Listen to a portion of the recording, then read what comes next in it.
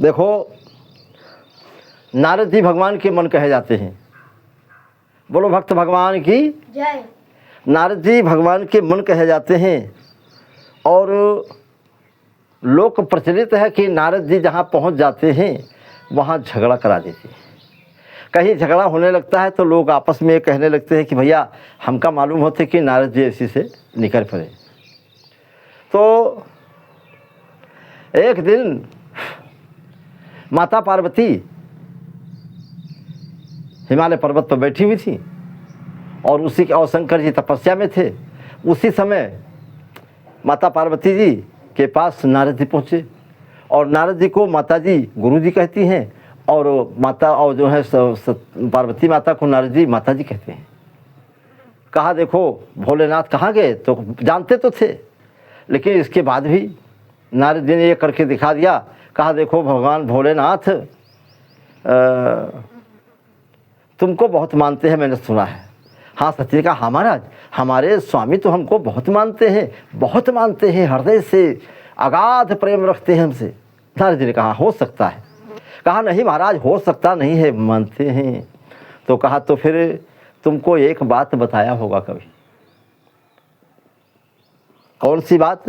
कहा तुमने कभी ये पूछा है कि भोलेनाथ अपने गले में जो मुंडों की माला पहने रहते वो मुंड किसके? कभी तुमको बताया? सती जी ने कहा ये तो नहीं बताया।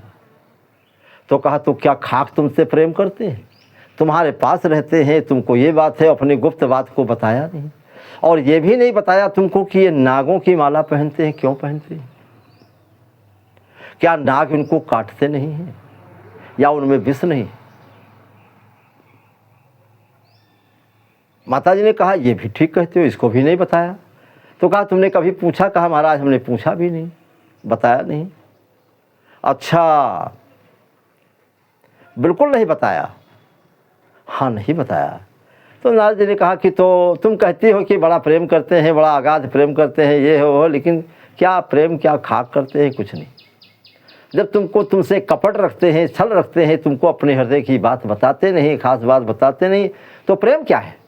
कैसे तुम्हारा? नारद जी ने अपनी बात लगा दिया और कहा देखो अब माता जी तुम जानो और तुम्हारा काम जाने और अब तो हम चलते बने।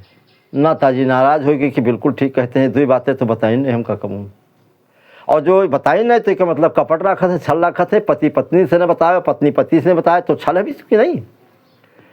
नारद जी चल दिए और जहाँ भोलेनाथ बैठे तपस्या करते थे उनके बगल में होकर के निकले।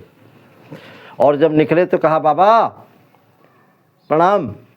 और इसके बाद में कहा तुमको माता जी याद करती हैं, मैंने घर का चले जाओ।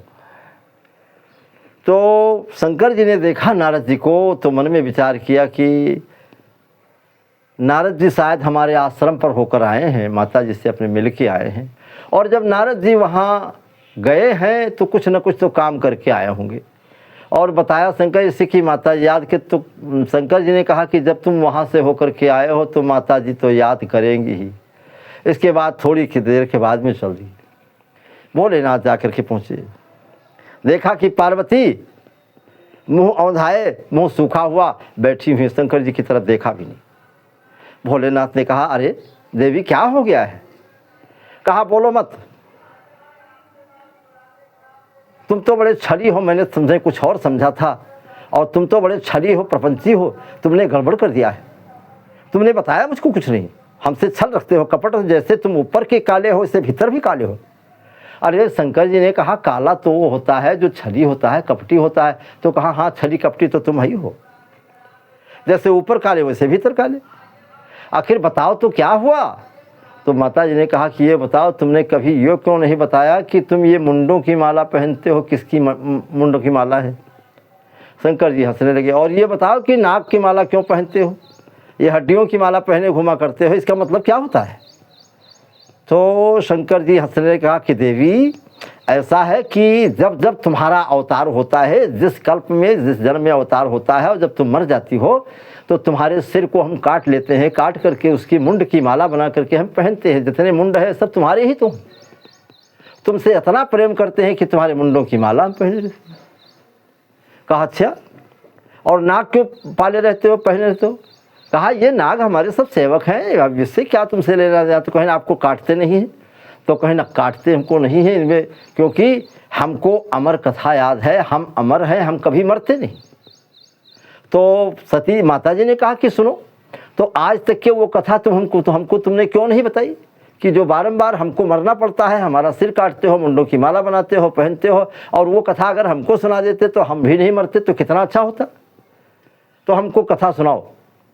भोलेनाथ कथा सुनाने लगे और अमर कथा महाराज माता जी को सुना, लेकिन सुन लिया किसी दूसरे, जिसने सुना वो अमर हो गया। वो थे महाराज सुखदेव जी, और कोई नहीं। और इनको तो नींद आ गई थी। बस नारद ने क्या काम करके दिखा, इतना ही बताना था। स्त्रियों की मति भ्रम होने में देर नहीं लगती है। बोलो शंकर भगवान की, भक्त भगवान की, वृंदावन बिहारी लाल की जय।